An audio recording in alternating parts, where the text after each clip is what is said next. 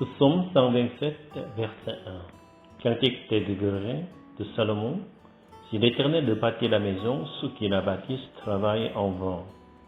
Si l'Éternel de garde la ville, celui qui garde le pays en vain.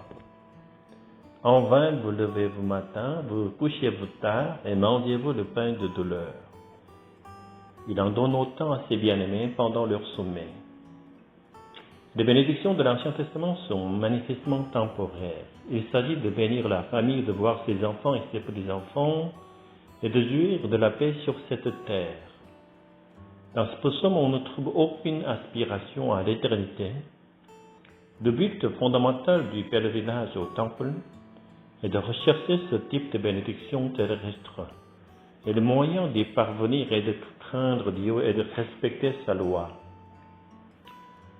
Reconnaître que Dieu est la source de toutes les bénédictions et désirer son amour est certainement une chose juste. Mais le peuple de l'Ancien Testament ne désire pas Dieu lui-même.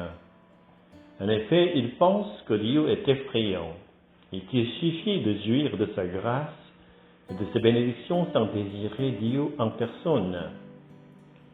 Aimer Dieu aurait plutôt été considéré comme une impiété. Recevoir l'amour de Dieu, certes, mais ce qu'on devait lui rendre, c'était de la crainte. La crainte signifie respect, mais à distance. L'idée sous-jacente est que des êtres impurs et pécheurs ne peuvent oser aimer un Dieu saint. Ils avaient la sagesse de connaître Dieu et de se connaître eux-mêmes. Cependant, ils manquaient d'un désir ardent de devenir semblable à Dieu. À la même époque, le philosophe grec Platon proclamait que le bonheur de l'âme résidait dans le fait de ressembler à Dieu. La principale cause ne serait-elle pas l'incident de l'arbre de la connaissance du bien et du mal dans le jardin d'Éden? Dieu avait interdit cet arbre parce qu'il craignait que l'homme ne devienne juge et ne brandisse l'épée du jugement sans sa miséricorde. Mais Satan a trompé l'homme en avançant une autre raison pour cette interdiction. Il a dit que l'homme pourrait devenir comme Dieu, qu'il pourrait ressembler à Dieu. En dehors des paroles de Satan, nulle part dans la Bible, il n'est dit que ressembler à Dieu est une impiété. Au contraire, Jésus nous dit que, en tant qu'enfants de Dieu, nous devons naturellement ressembler à notre Père céleste. Le Dieu révélé en Jésus n'est pas un Dieu de colère et de jugement, mais un Dieu de miséricorde, de grâce et de pardon. Lorsque nous connaissons le bien et le mal, nous avons tendance à exercer colère et jugement.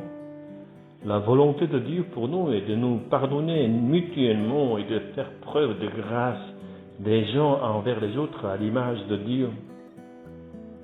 Seigneur, en méditant ta parole aujourd'hui, que le Saint-Esprit nous accorde ta grâce, afin que nous connaissions ta volonté et que nous recevions également la force de vivre selon cette volonté.